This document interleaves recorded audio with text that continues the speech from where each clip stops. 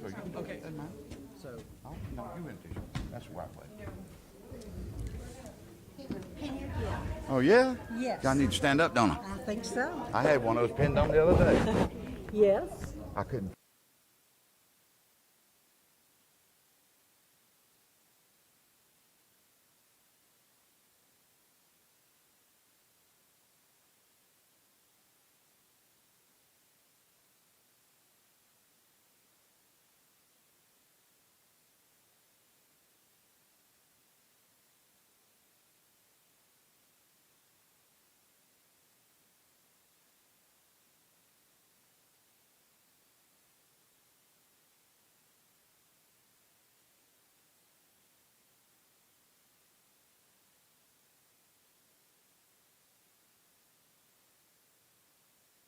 And it's going because she told us. Good afternoon, everyone. It is great to see everybody here. I'd like to call to order our council meeting for Thursday, April the 13th, 2023. Can you believe it's already April now already? I remember when we said, how did Christmas get here so quick?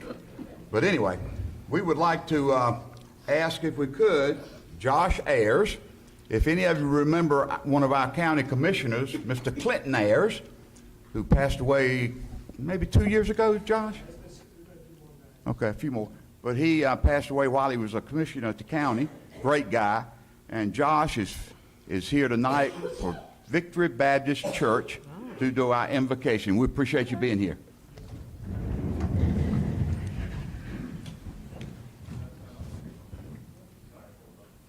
Should be on.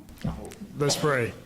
Lord, we come before you today, and we're so thankful that you've allowed us to live where we do. And I thank you, Lord, that you're a God that hears and answers prayer. And as we celebrated last weekend, Lord, thank you for loving us so much to send your Son to this earth to die for our sin and to be raised again.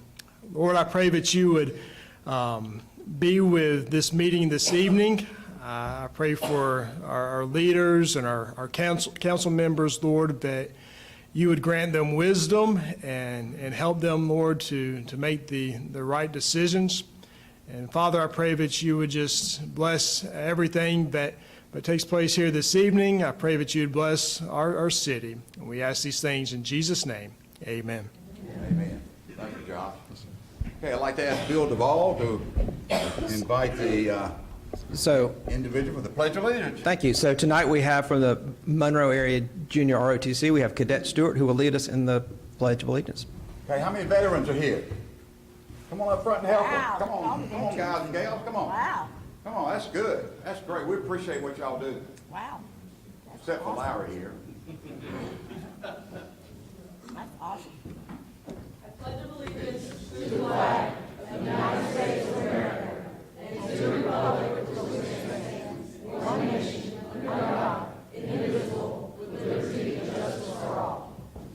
Thank you all very much. Feels good, doesn't it? Okay, we need a motion from our council to adopt the agenda for tonight. So moved. Okay, we have a motion. Do we have a second? Second. Okay, we have a motion and a second. All in favor say aye. Aye. Any opposed? The agenda is adopted. First thing on the agenda is something I'm going to have fun with. Hope y'all can bear with me a little bit. But got some proclamations here. And before we do that, we have a new CEO at Piedmont Monroe Hospital, and that is Mr. Blake Watts. Stand up, Blake. You did the pledge very well. That's his daughter beside of him. And that is the face of Piedmont Walton, Heather Yep. Boyce, beside of him. Blake, you like to say hello? Sure. You know I'm going to put you on the spot. Okay, thank you. 30 minutes is all I have? Okay.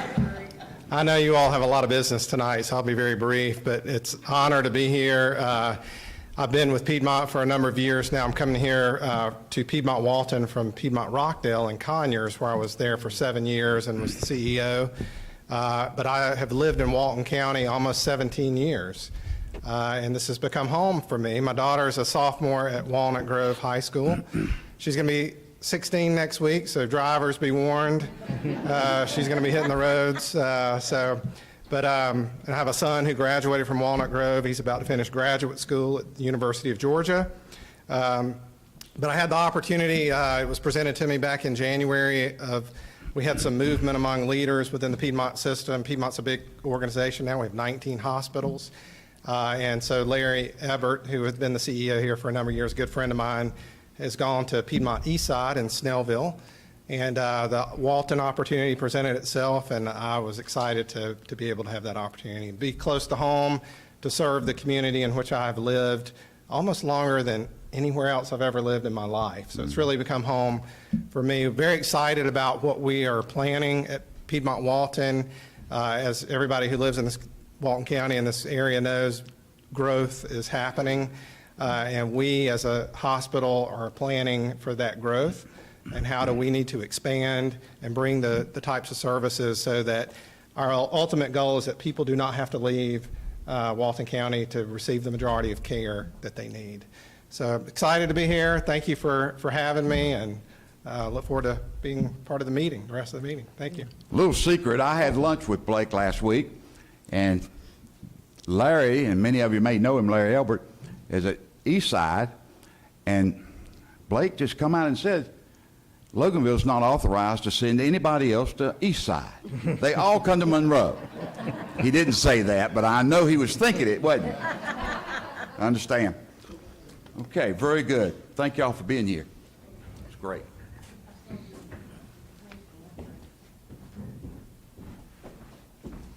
All right, now that's when my fun starts.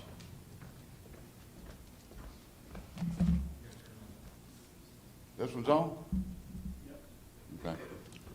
All right, we've got a proclamation, and I want to tell you about it real quick, but it'll probably be redundant when I get through, but hopefully not. If you've driven down 78, people who have all old auto centers really struggle sometimes to update them, make them look better. In a few years in the past, we've had tires beside the tire dock that you could see from 78, you could see it from Broad Street, and you could see them from Main Street, all the way around the building. And a few months ago, Jamie Toller put a fence up, a wooden fence up there, and it's a raw wooden fence currently, but it does make his station look so much more attractive for people driving through Loganville, and we appreciate it. If you're wondering if he's ever going to paint it, he tells me he's going to paint it in April.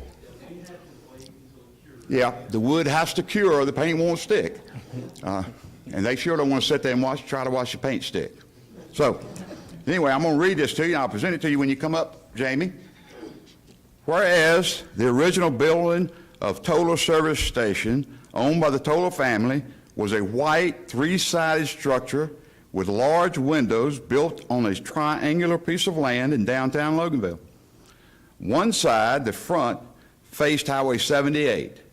Since Main Street forked at the station, one side of the building on the Main Street, where it crossed over 78 to Highway 20, the back of the building faced the fork of Main Street that connected Highway 78 to Broad Street. And when I give you these facts, I want to really thank the Historical Society. They did so well. We had Kent Henderson. Hold on one second.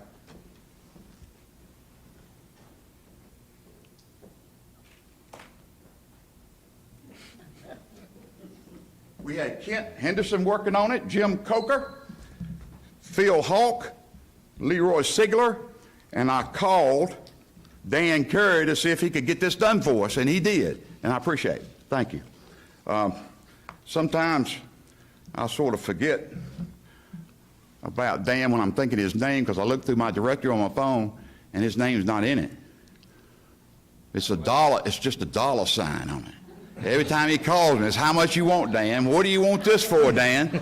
I know you have the same experience. I know you do. Always a good project, that's true. Except I'm not dancing. No, I may not. I know Heather did. She did a great job, too. How many of you have watched any Clint Eastwood's movies lately? One of his topics, two things that he says that I really adhere to. You can never let the old man in, and a man's got to know his limitations. And when it comes to dancing, walking is my limitation. So here we go. Whereas more than 80 years, this building has been called many things. Toller Station, Loganville Bus Station, Toller Gulf Station, Toller BP Service Station, and now Tire Dock, and probably some more in there too. Whereas during these times, B.W. Toller, that was your grandfather, right? Grandfather's brother? Grandmother's brother. Henry's younger brother joined him in the business and later built a service station on Highway 78 near the intersection of Highway 81, known as B's Super Service. Whereas James Jamie Toller Jr. was born on June 16th, I'm sorry. That was his relatives. He was born June 16th, 1972. Makes my heart feel bad. At Emory in DeKalb County. He graduated from Loganville High School, completed his college studies at Georgia State. He married Stacy Stoback. Is that close? On October the 1st, 2005. Is that right? Oh, Historic Society is doing good. And their children are Bryce James Toller and Colton Brian Toller. Just two. No more. I understand that program. Whereas Jamie began a new enterprise at the Toller Service Station building under the name of Tire Dock, a retail tire business, in 2019. He is now enjoying his 5th year as owner of the business. He is continuing to serve the citizens of Loganville on the same corner, just as the Toller family has done for over 80 years. Whereas Jamie is continually trying to improve his location and business, he recently had a wooden fence installed around his storage area for the large amount of used tires associated with a tire business. It is certainly an added expense, but it hides those used tires from view from Highway 78, Broad Street, and Main Street. Painting of the fence to match the station's colors is scheduled for April, true, after the wood cures. Thank you, Jamie, for your efforts to make Loganville a better place to live, and we do thank you. Come on up.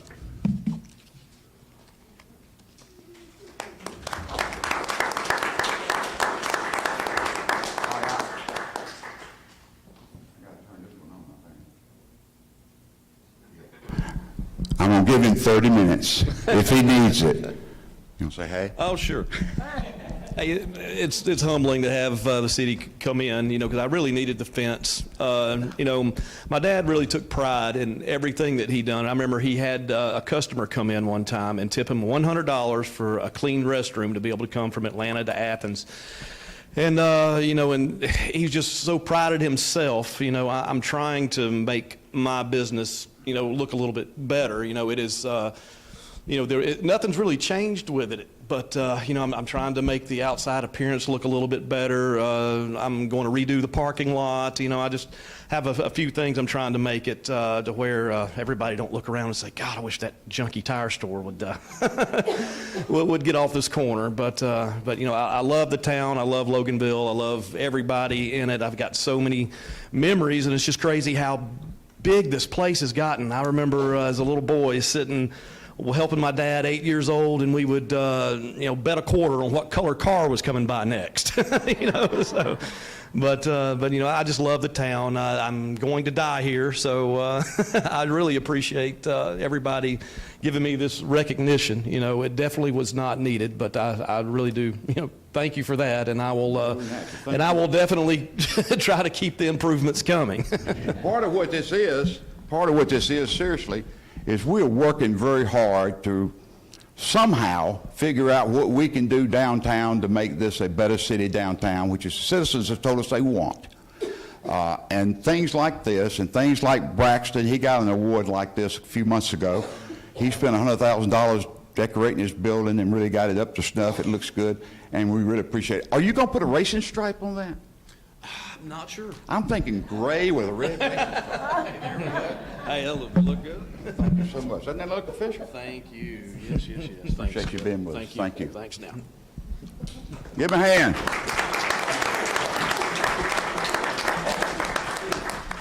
And while you guys are here, well, I might as well ask you, Dan's going to sometime.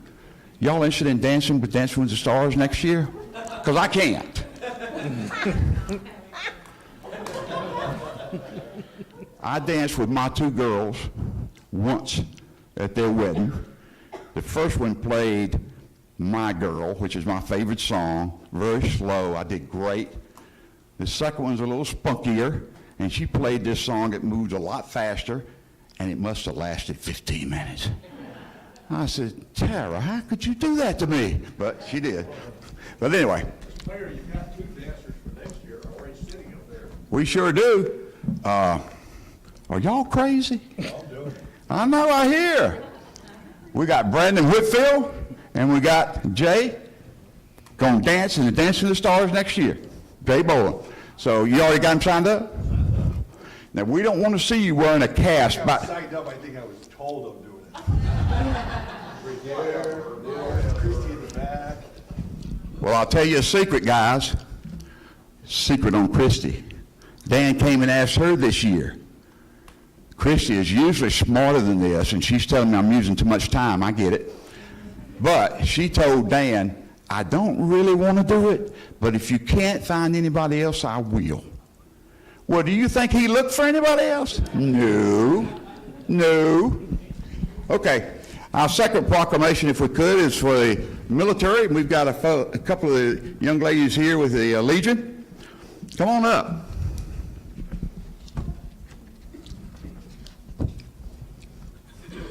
And Bill, how about that? Come on up, young lady. You get pictures, Christy? Good job. She always does good. Glad y'all here. We're glad you have us. Okay, whereas military youth of today and tomorrow promise to be among the most active and involved population in our nation's history. And whereas the average military student faces transition challenges more than twice during high school, and that's tough. And most military children will attend 6 to 9 different school systems throughout their lives from kindergarten to 12th grade. And whereas the physical, social, and emotional well-being of children in military families is essential to their success and has a direct impact on the resiliency of military families serving our country, and whereas by ensuring military children are safe and supported in our schools and communities, our men and women in uniform can focus on the challenges and missions they face in the line of duty. And whereas our efforts and support can improve the lives of military youth and help pave the way for the future generations, now therefore I, Mayor of Loganville, Skip Blyles, today, April 13, 2013, that the City of Loganville and the City Council members and myself proclaim April 2023 Month of the Military Child. We urge everyone to take time to honor our military youth and the family members who care for them. Additionally, you can take part in recognizing Military Child and Military Child Month by wearing purple. They had to give me a tie the other night because I didn't have anything purple. But anyway, with that said, it's April 15th, it's coming Saturday, established as Purple Up Day. Let's show support to our military children from all branches of the military. And we thank you. Would you like to say? Come on. He gave you the synopsis of what happens in military family. I left some flyers back there. Those flyers are from the eye of a child, and that child is Bill Dolan's grandson, moved 7 times at the age of 7. So this is our month to honor children. We have 4 projects honoring children, but this is one that comes closest to our hearts. And we thank you. The city has always been so supportive. We pinned our city officials tonight with red poppies because next month is National Poppy Month. And we already have a poppy proclamation. National Poppy Day is the Friday before Memorial Day. And that is always in honor of Melina Michaels, our Walton County resident, who made the poppy program expand and just explode. And thank you again for having us here. Very good. Bill? You got the mic. Okay. I've never passed up a mic. My son is a 27-year Navy veteran. He's a sub driver, and this June, the 1st of June, he gets promoted to commander, which will allow him to be screened for his own boat, which is what he's looking for. So he's very dedicated. I told him I went into one of those things and had to come right back out. You got to be a special person to be able to live in a sub. But he's done it for 27 years, and he's planning on doing it for another 10 or more if he can get away with it. But his children feel the brunt of his having to move all the time. And here lately, he's moved almost every year because his duty assignments force him to. He's been on 4 different subs in the last 10 years. So he's working it, and we're supporting him. So thank you. Very good. Thank you. I forgot 2 things. Yes, ma'am, go ahead. It is purple because if you take the colors of the military, blue, red, green, and brown, it forms purple. The other thing is we presented our schools, the elementary and the middle schools, with these certificates for teachers to pass out to those military children. I'm going to leave some in the back. If they run out and you'd like more, just contact us. Thank you. Thank you, Bill. Thank you, Kathy. We you. appreciate y'all being here. We're glad to have you. Now we'll see who's going to stay for the meeting. We'll see. Okay. Thank y'all. Very good. Okay, this is another one that's dear to my heart. And this is, how many of you have seen the pinwheels by the Christian Church out on 78 and down by the American Legion? This is one that's about their efforts. By the mayor of the city of Loganville, Georgia, a proclamation, Child Abuse Prevention Month. Whereas children are our most valuable resource, and they're also our most vulnerable, all of Georgia's children have a right to be safe and an opportunity to thrive, learn, and grow in an environment that fosters healthy development. And child abuse and neglect can be prevented by supporting and strengthening Georgia's families, thus preventing the far-reaching effects of maltreatment and providing the opportunity for children to develop healthy, trusting family bonds, and consequently building the foundation of communities. And whereas strong and nurturing communities where all children grow up safe, like Loganville, people have jobs and provide for those they love, and families receive the care they deserve, strengthens families and promotes child, family, and community well-being. And effective child abuse prevention strategies succeed because of partnerships created within communities among citizens. Human service agencies, schools, faith communities, healthcare providers, civic organizations, law enforcement agencies, and the business sector. And by providing a safe, stable, and nurturing environment for our children, free of violent abuse and neglect, we can ensure that Georgia's children will grow to their full potential as the next generation of leaders helping to secure the future of this state and nation. Come on up, folks. Lauren, you coming up by yourself? They left you. Jennifer. Come on, Jennifer. Okay. Lauren is the director of the Child Abuse Advocacy Group, and I got a couple more paragraphs, but I want you up here with me because I'm going to start skipping over stuff. I, Skip Beliles, Mayor of the City of Loganville in the state of Georgia, do hereby proclaim April 2023 as Child Abuse Prevention Month in the city of Loganville, Georgia. In witness thereof, I have hereunto set my hand and caused to be affixed the Great Seal of Loganville, Georgia, this 13th day of April 2023. This is Lauren and Jennifer. Thank you so much. Thanks for having us. We come every April to do Child Abuse Prevention Month proclamation, and we're so grateful for the support from the City of Loganville, all of the elected officials, but also the organizations that also work in Loganville. We're a Child's Voice Child Advocacy Center. We're a nonprofit and social circle, but we serve Newton County and Walton County, and we're part of the coordinated response to cases of child abuse in Newton and Walton counties. So when a child is identified as potentially abused, they work with law enforcement and DFACS, get an appointment at our center. Our staff, including Jennifer, talk to the child, get all the details of what happened. That one time it's recorded, audio and video recorded, so the child doesn't have to experience that again and again and again by talking about it. We also do medical exams, a lot of family support. We're excited to add counseling in-house this year in just a couple months, which has been a need for a long time. So we're grateful to expand and do that. Real quick, I just wanted to tell y'all that last year in 2022, we saw, I think, 270 total kids, and 25 of those were through the Loganville Police Department. We did 26 medical exams for Walton County youth, and our numbers this year, we're already on track to see significantly more.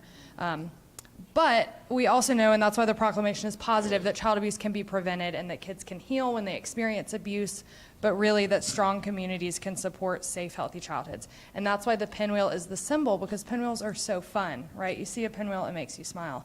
And Loganville showed up this year for our pinwheel gardens. We had to order more pinwheels and then we ran out. So you can see lots of pinwheels. Those were sponsored by the Christian Church, by the Legion and the auxiliary group at the Legion, by Sunday school classes and individuals who care about the community. So we are grateful to have Loganville as part of our service area, and we're grateful for all the ways you support us, and thanks for having us. Very good. Thank you for being here. Yeah, appreciate you. Yes, sir, Lauren. Yes, sir. Thank you, Jonathan. Thank you. Okay, I may be stepping on Jay's toes. I hope not. You got shoes on? Okay, good. Just for info, Loganville was just voted or just determined to be the 14th safest city in Georgia. Now, how many cities are in Georgia? Who wants to guess? 550? Well, you can tell an old mayor, can't you? 539. So 14 out of 539 is pretty darn good. So hopefully we don't have some of the issues that other cities may have to deal with. So we're glad to take care of our kids here in Loganville. Thank you, Dan. That's a good guess. I mean, man, your age and memory goes.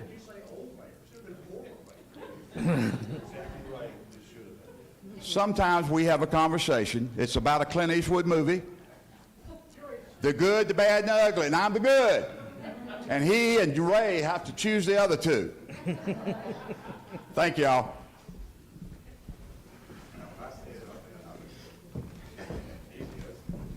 You don't have a mic.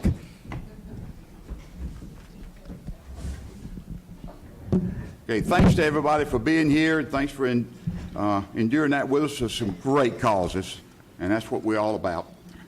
We will move on now. I need a motion, please, to accept the consent agenda that we approved on Monday night. Okay, we have a motion. Do we have a second? Second. We have a motion and a second. All in favor, say aye. Aye. Any opposed? Okay, the consent agenda is approved. Now we'll move down to our different committees. We move first to Planning and Development. Linda Dodd. Mayor, I have no actionable items tonight, and sorry I wasn't here Monday night. I was out of town, but I wanted to be back tonight for the proclamations because the pinwheels are near and dear to my heart. So I just think it's great that we recognize that organization. But I have no actionable items, and so I have nothing else to say. Well, just to tell her how close to her heart it is, last year, she and the council made the decision to change our signing law to allow pinwheels because it wasn't allowed before, but it is now. So they appreciated that. Okay, we'll move now to Finance, Human Resources. Ann Hunsinger. Mr. Mayor, I have no actionable items. Wow. Thank you. I actually just gave my time to you. Oh, very good. Did I use it all? And more. Okay, we'll move now to Public Safety Committee. Jay Boland. Yeah, Mayor, nothing for you tonight, sir. Were you going to mention that 14th ranking? Did you have it in your notes? I actually had it on my phone, yeah. I figured you. But you stole I'm the thunder, sorry. so we're good to go. I should have left it for you.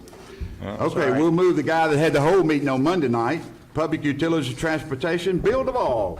Thank you, Mr. Mayor. So most of my items were covered Monday night in the consent agenda, but I have a few other remaining items. So the first item is a request to approve easements for utilities located at the cottages There's a permanent utility easement agreement that is in your packets. We talked about it Monday as well. Is previously reviewed by Robin, and I believe Paul's reviewed it as well. That's correct. It's in correct form. Sure. So the cottages are partially built out. The agreement establishes the easements for the city to maintain the sewer and water lines. The developer have placed the water and sewer in accordance with city requirements. The utility department recommends approval. Mr. Mayor, I make a motion that the mayor and city manager sign the permanent utility agreement, easement agreement. Okay, we have a motion. Do we have a second? Second. Okay, we have a motion and a second. On Monday night, we were requested that we vote on that tonight instead of putting it in the consent agenda. So is there any discussion? No, I got my questions answered, so I'm satisfied. Okay, everybody good? Okay? Those in favor, say aye. Aye. Those opposed? Motion passes 6-0. Thank you, Mr. Mayor. Second item is to approve a runoff reduction in feasibility form for determination of infeasibility. One requirement for managing stormwater is for development to retain the first 1 inch of rainfall on the property for the first 24 hours. Based on the test results that's in your packet, as well as the soil type for the site, there's limited permeability, as we discussed. To mitigate this, the practice as recommended by Keck and Wood on behalf of the city is to increase the BMPs based on 1.2 inches of rainfall and retain 80% of the total suspended solids. So then Precision Planning reviewed this, the recommendation for the utility department, because they sign off on our MS4 requirements. They also agree with this approach. As you're aware, infrastructure for this site was placed in many years ago. This is the Logan, Miami site. The council agreed to the new development with specific conditions at that time. For this request, I motion that the city council approves the report with condition. The condition will be to adjust the detention ponds based on the recommendations and submit a site plan for review and approval by the city. Okay, we have a motion. Do we have a second? Nope. Hold No, on. if we have, wait a minute, we'll have a second. Let's see if we have one first. Second. Okay, we have a motion and a second. This was also requested to come back on Thursday night instead of being on the consent agenda. So discussion? Yes, there is discussion. Thank you. Sure. So I would like to make a motion that we table the vote to waive the stormwater runoff reduction for the Logan Miami development on Tommy Lee Fuller. And while I don't normally read something that I wrote, I've spent a lot of time on this, and I wanted to make sure I got all my points in and that they were I didn't ramble. So if you would please allow me, it's just to take a few minutes to read this out. I didn't want to leave anything out, so please just let me read through this without any interruptions. Last year. Mayor, if I can, just for a minute, point of order, and sorry, Yes. council member. There is a motion on the floor, We have to take a vote. and so we've got a motion on the floor. Okay. And so you're in comment, so if you want to make comment, make all the comment that you Okay. want to, but we can't take a motion until this motion is voted on, because it was Okay. properly seconded. So it's sitting on the table now. Okay. You're in discussion, so Okay. talk What all you happens- want to, but no motions for table until the current motion is either defeated or passed. Okay, right. thank you, Paul. Yeah. So we will take a vote on the motion after After Melanie the gets discussion. completed her All right. discussion. Thank you. And then if it fails, then we take another motion. Okay. Excuse me. So last year, we spent many months rewriting our detention ordinance, and it was voted in unanimously. And it was written and voted in for this very reason, that none of us sitting up here wanted to see another giant, deep, overgrown, unmaintained eyesore hole in the ground with a fence around it. And while this property is grandfathered in to our old policy, we still sit up here tonight and we have to consider whether we're going to allow this developer to dig a giant, deep, overgrown, unmaintained eyesore hole in the ground with a fence around it, solely to catch the runoff that his property cannot absorb due to the soil that is unsuitable for this development. We're talking about 2 ponds that are expected to catch all the runoff for 17.82 acres with a development that has an enormous amount of impervious surface.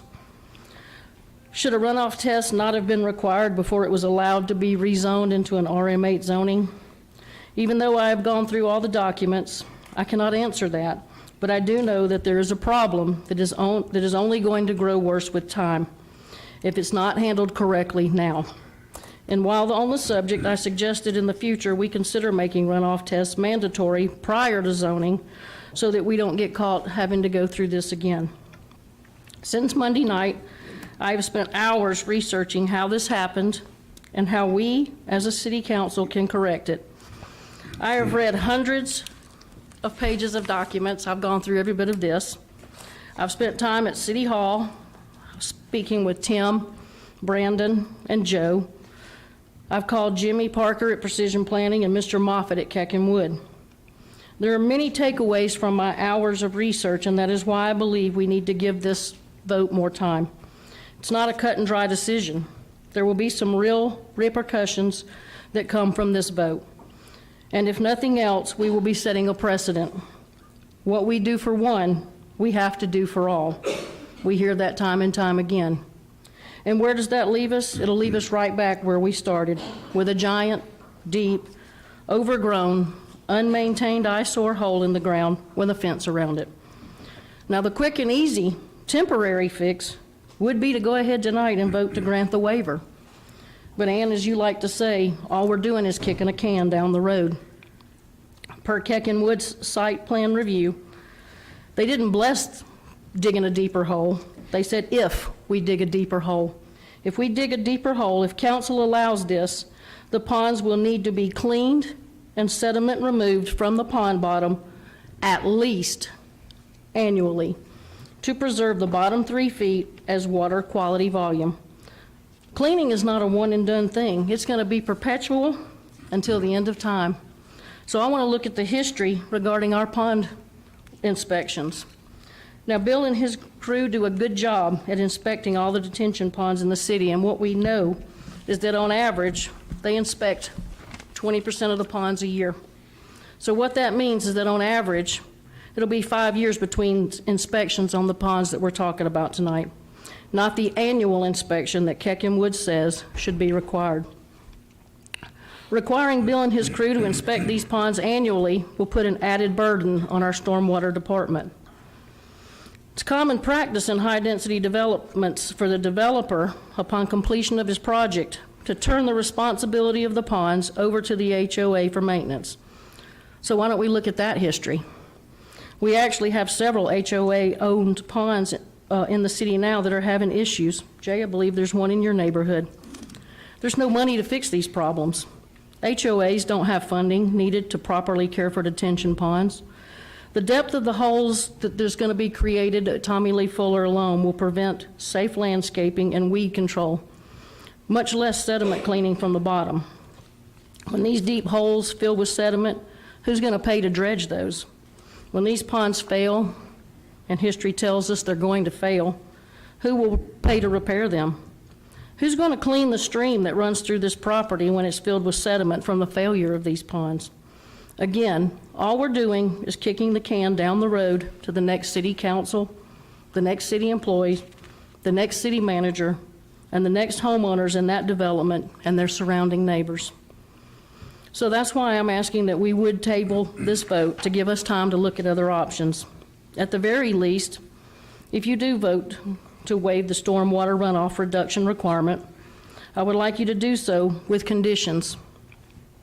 I do not want to rush into putting those conditions together tonight because I don't want us to miss anything.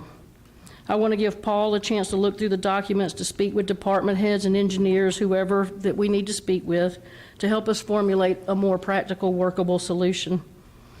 And if we do, some of my thoughts for conditions would be things like, is it possible that we require the developer to retain ownership of these ponds as opposed to turning them over to the HOA?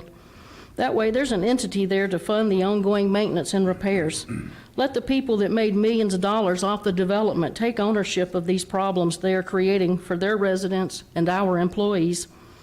And if that's not an option, can we require a bond or some sort of financial account to be held for the ongoing maintenance? These are the type of conditions I want to look into, as well as other retention options and soil replacement, things that are a permanent solution, not a Band-Aid where there needs to be stitches.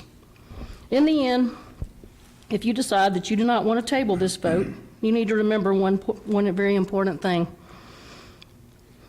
I've been told that we cannot take into account financial feasibility as a factor when considering this vote. Financial feasibility is just as irrelevant to this vote as traffic is to a rezoning vote. You have to take the cost of doing the job right completely out of the equation on this one. We have rules and regulations for one reason, to protect our citizens, and I hope that you will choose to do just that tonight. Thank you. Okay.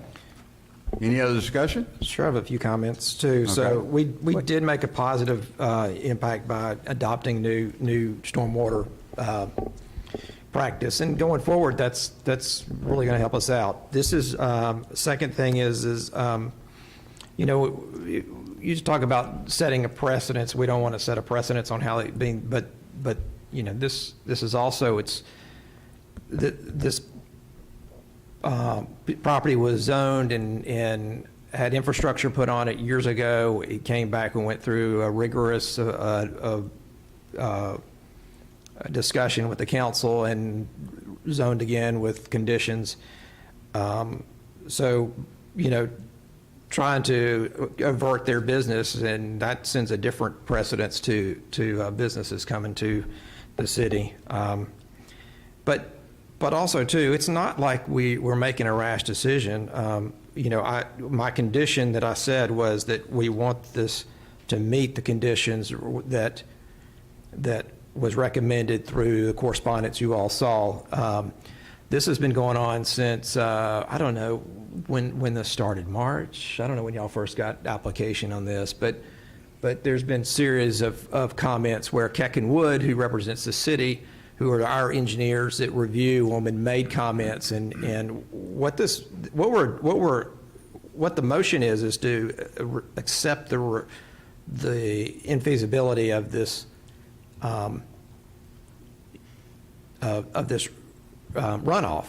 So the mitigation is, and that's what we do in engineering, is you have one thing that doesn't work and you have another tool in your toolbox that you can make it work. And so that's what they're doing, is they're saying, okay, we're going to take care of the BMPs to handle this situation. And so that's what this is about. And so that's been reviewed. So then the city, on behalf of the utility department, reached out to Precision Planning, who also evaluates our MS4, another engineer. So they've reviewed it. They've reviewed all the comments and made their recommendations. So it's been reviewed by two different professional organizations, as well as our both city departments. So I think that's pretty significant in terms of a site plan.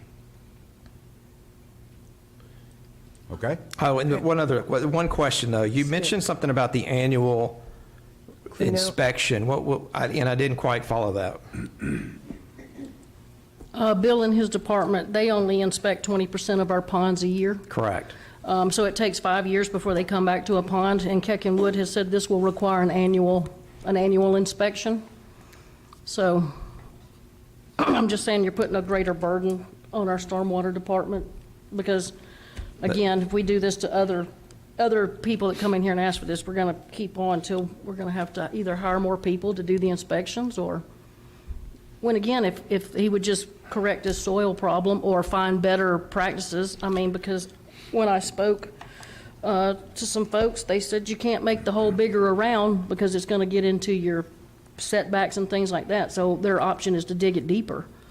The one retention pond is almost right up on Tommy Lee Fuller, and the other one will be right along the roadway, the major entrance roadway of the development itself. So you can't make them bigger, so they're going to make them way deeper. If I could just jump in, Tim, they're not going deeper, they're going wider. They're going to dredge the sediment that has been released over the last 19 years. These ponds were put in 19 years ago, and the sediment that's went in, am I saying that correctly? They're going to have to dredge the sediment that has fallen in there to the original elevation that it was designed for. So now they got to take care of 20% more of the water that was designed. So they're going wider to catch that extra 20%. I believe is that correct? Yes, okay. So just want to make sure I point that Well, out. and- And this is, for the citizens, this is not a new infeasible study. This comes from the Georgia Stormwater Manual. This is where we got it from. This is done throughout the entire state because this is a problem with the soil we have. So I just want to clarify that. Right, but Monday night when we brought it up and we asked about other better options, a couple of comments were made that it would be too costly for the developer. And again, I'm just saying that you have to take financial feasibility out of this. And if there's a way to make it more attractive, to come closer to what our more current, because he's grandfathered in, but we have a current ordinance. And so if we can get him closer to that, but without giving him his waiver, and I mean, you said topsoil, bring in topsoil. As Jimmy said, he can do the bioswales and things like that. And he also did confirm what I said, is if the developer would go back to the drawing board and remove some of his impervious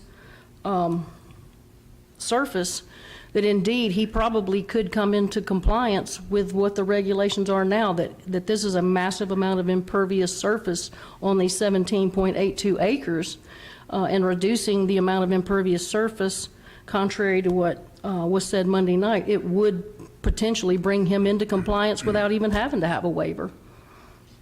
Well, I'd like to just chime in. Okay.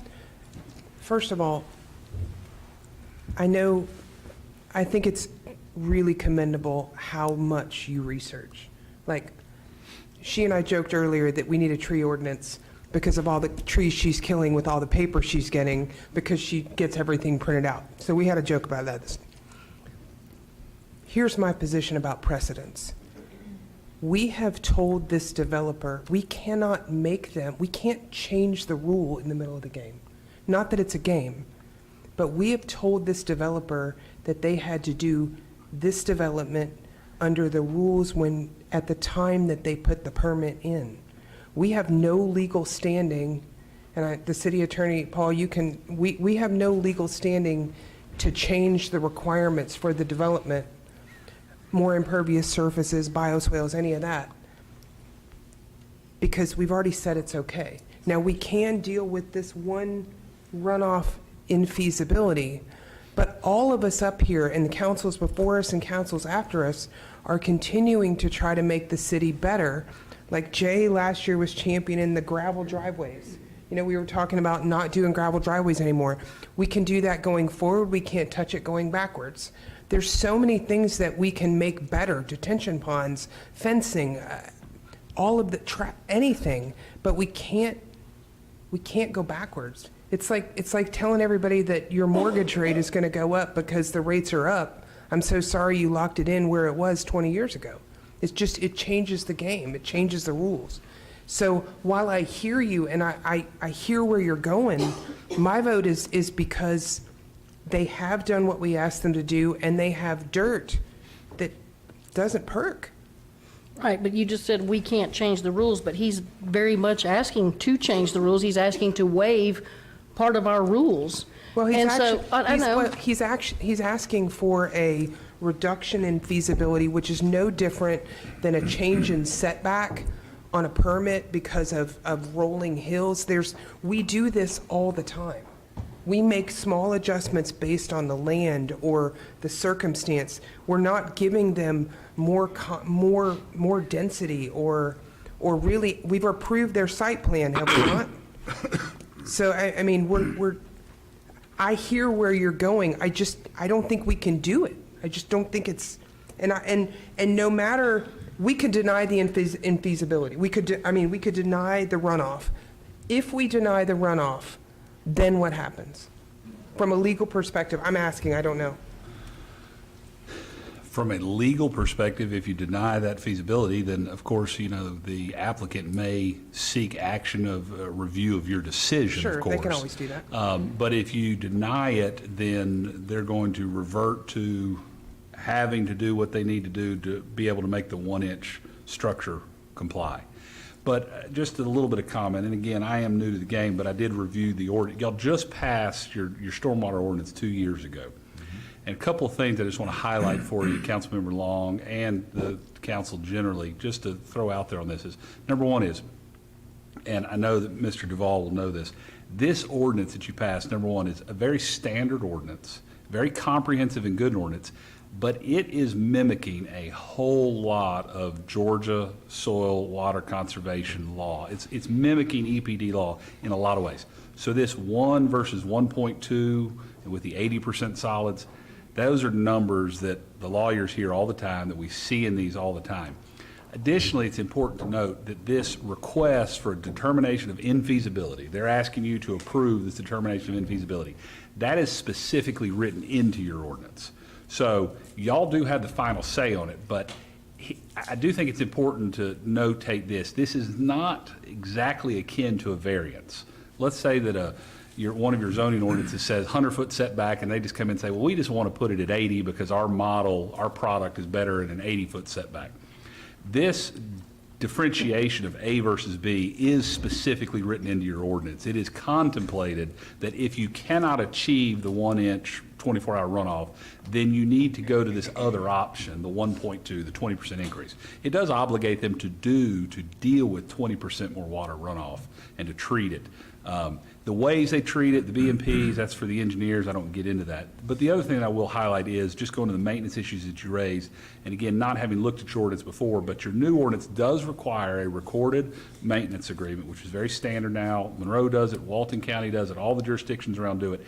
And that maintenance agreement puts in place sort of punitive measures that obligate the owners, that runs with the land, that gives the city to enforce that. So your ordinance does require annual inspections. Your ordinance already requires that. Now, I'm not talking about staff getting around to and checking them once every 5 years, but the maintenance agreement within your new ordinance does call for annual inspections and calls for that owner to be obligated to it. And that covenant runs with the land. So I don't know where y'all have been. I can't speak to that. But your ordinance that's in place, it was passed in 2021. I did speak with Jimmy Parker today, and I know he helped with that ordinance, he said. That ordinance is a pretty standard and current ordinance that looks towards this issue. If we go back in time, I dealt with 2008 crash and all of these empty developments and the detention ponds and who's on first and what's on second to deal with them. This ordinance that you have in place does have a lot of those elements in it of we don't want to repeat history where we end up with defunct HOAs that can't maintain these detention ponds. So I will say that from the legal perspective, you do have maintenance provisions built into this ordinance. Before this developer can get their plat recorded, they will have to sign off on a City of Loganville detention pond maintenance agreement. I'll review the form, make sure it's in order, but that maintenance agreement puts the obligation on the owner of the property. And in the future, you've got some teeth with that because of the way that the new maintenance agreements are in place. But they're grandfathered into our old rules, and I don't believe that's in our old rules. Well, So can we not make that a condition that he has to follow our, so see, I'm saying he's going to follow the old ones, and I don't believe any of that was in our old rules. Well, so I would have to look at when this application was submitted, because as to the stormwater maintenance elements, Still there. he's obligated to those current stormwater maintenance elements. Some of the old rules that I think that you're speaking of go to the zoning conditions and the impervious surface measures and those sort of things. You can't change those. He has a vested right in those, whatever that density is, that impervious surface, those setbacks, what it was zoned at the time it was zoned back pre-crash, that's what we're stuck with.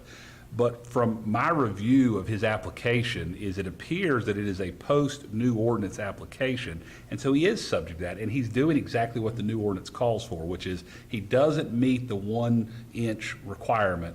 And specifically, your application goes into, is it an economic issue? And it's not because of economics. He doesn't meet it because of the soil conditions. It's clay, it's, doesn't soak well, absorb well. And so they're seeking the alternative, the B option, which is the 1.2 capture with the 80% solids.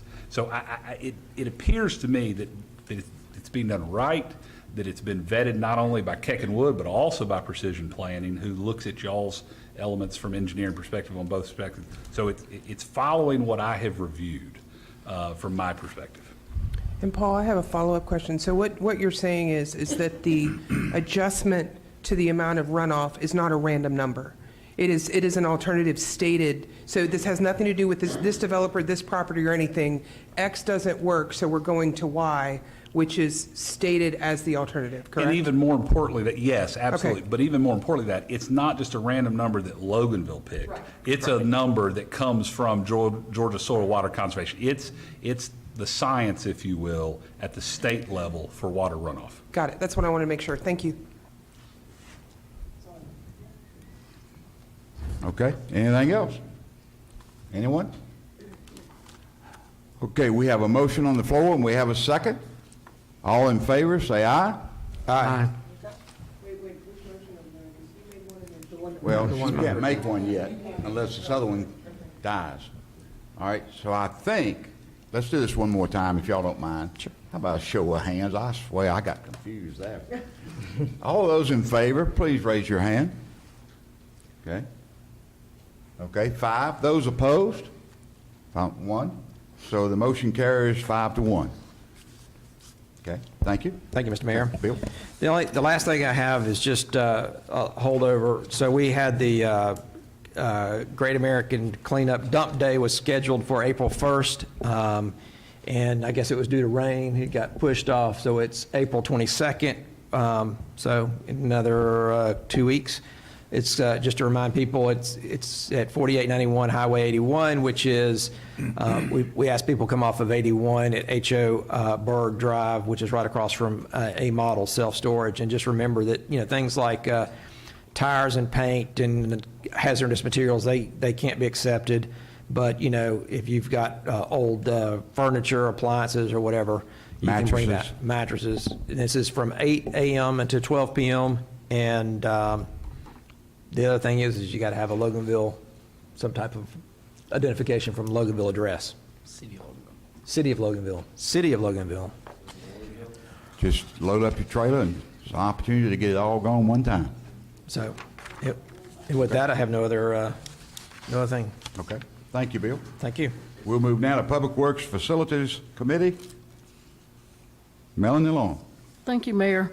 My monthly report, our stormwater trash department, they picked up a total of 415 pounds of garbage. They worked Main Street, Tommy Lee Fuller, Sharon Church, Clark McCullers, Tom Brewer Road, Highway 78, and Hill Street. And what I wanted to clarify, Danny, does that include what we picked up on the citywide trash pickup day? Because I don't have a number here for that, because we had about 30 No, that was, some odd people that showed up. yeah, that was different. This is just from the Yeah, okay, staff. so, but we Yeah. don't know how much trash we picked up that day. I can find out. That's- I bet Bill knows.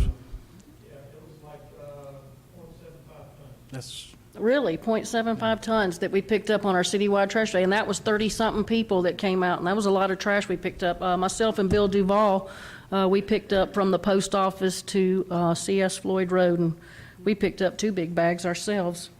Our Public Works, our chipping report, looks like everybody's cleaning up their yard, getting ready for spring. They made 558 stops, and they picked up 28 tons of debris. And our last month's meetings, we had over 250 views on YouTube. So while we had a nice turnout tonight, thank everybody for being here. But just because they're not sitting in this room doesn't mean they don't care. And 250 people have just already watched last month's meeting. So thank y'all for that. And that is all I have, Mayor. Very good, Melanie. Thank you. And thank you, Bill and Lee and the folks out at the department.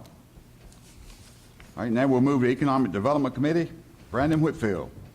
Thank you, Mayor. I have no actual item tonight, but I'd be remiss if I didn't talk about all of our events coming up in May. We have a lot of great events coming up. The first one, the Masters Car Show on Main Street, May 6th. You know I'm going to be there with at least a couple of my cars. It's a lot of fun. Come on out. And then we're going to have the Carnival, May 11th through 14th, over here, back behind City Hall. It is a great time. My 5-year-old and 1-year-old love it. Well, the 1-year-old doesn't love it yet. She hasn't been, but I'm sure she will. And then we have Groovin' on the Green, 7:30 at the Town Green. And I believe, this is Elton Live. This is the first time we've had Elton, correct? Yes. So there's going to be a lot of fun. So come on out for that. And then, of course, the Rotary Club always puts on the Wing Fling on the Town Green. That was May 20th. And that's 10:30 p.m. to 2:30 p.m. Come hungry. Last year there was, 38 cookers, as they call them? We've been calling them Fry Daddies at our other club. But they had 38 Fry Daddies there last time, and Fry Mamas. And so I doubt you're going to be able to eat 38 wings, but if you can, come on by. It's a lot of fun. Yeah, I miss anything, Christy? We're good. I think I got the seal of approval. And I wanted to That's all mention I one have. other thing. This Saturday, for anybody that's interested, is an active shooters course at the American Legion. Doors open at 9, supposed to start around 10, probably over shortly after noon.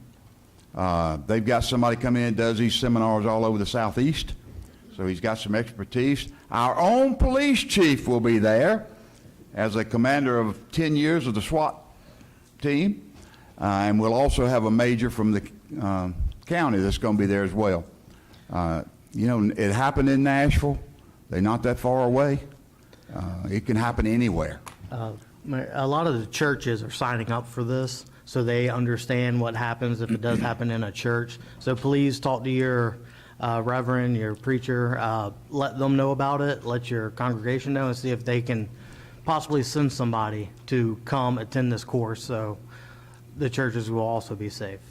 Yeah, I think a lot of churches have called the Legion asking how much was it going to be, and they were told nothing. We just want to do something for the community.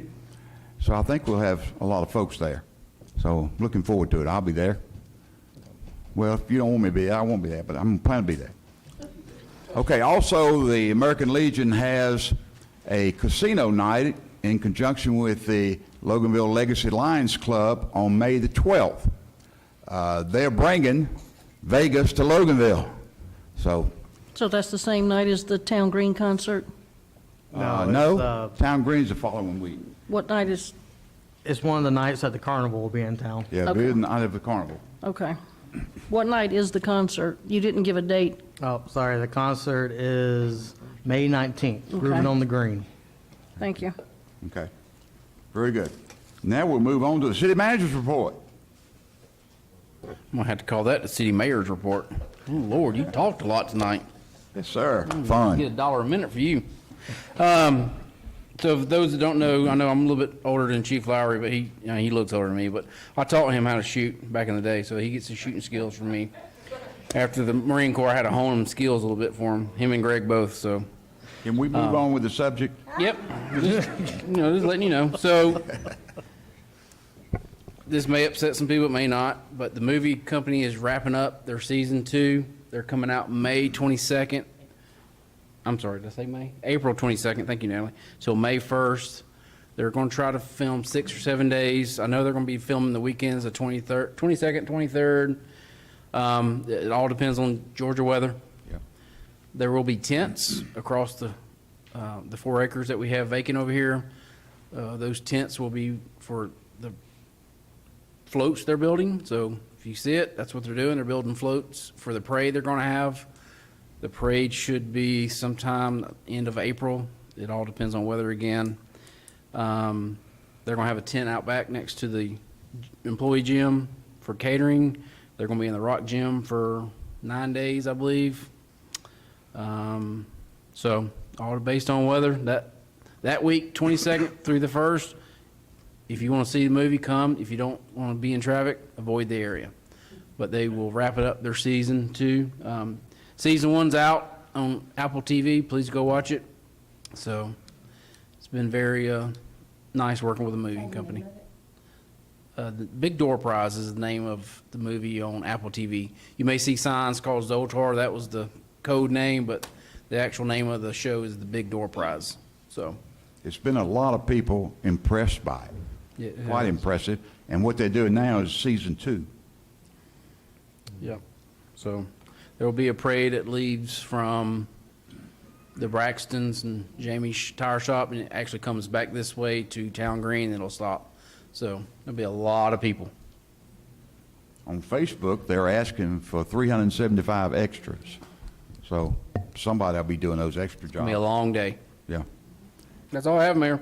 They shared with me when I asked if I could do a cameo role, that they recommended I stick with radio. I don't know what they was trying to say, but they did. But anyway. Okay, we'll move now to the city attorney's updates. Mayor, I have nothing this evening other to tell you, we have had Elton live to Monroe at my facility, and he's excellent. Impressive. And what you would never know is, I may get it wrong, but I'll give you some generics. He's like a 45-year-old accountant dad of 3 that like lives in Lawrenceville, and then all of a sudden at night he becomes this Elton, and it's worth the attendance. It's pretty I've amazing. followed him around. I've gone to like 7 of his shows, and you know his backup singer, the lady, she actually sang with Elton John. Ah, okay, there you Yeah, go. he's amazing. Yeah, it's a very good show. Y'all will enjoy it. That's all I have, consider Mayor. 45-year-olds young people. Thank you, Paul.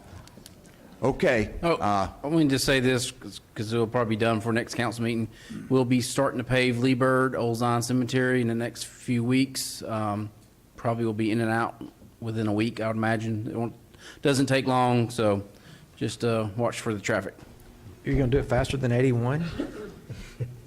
81 took a while. That's a long road. Okay. Okay, we need a motion, please, to adjourn this meeting. I know it's hard for us to get one of those, but we'll try. So moved. Got a motion? We have a second? Second. Okay, all in favor, say aye. Aye. Any opposed? Meeting is now adjourned. Thank you, everybody, for being here.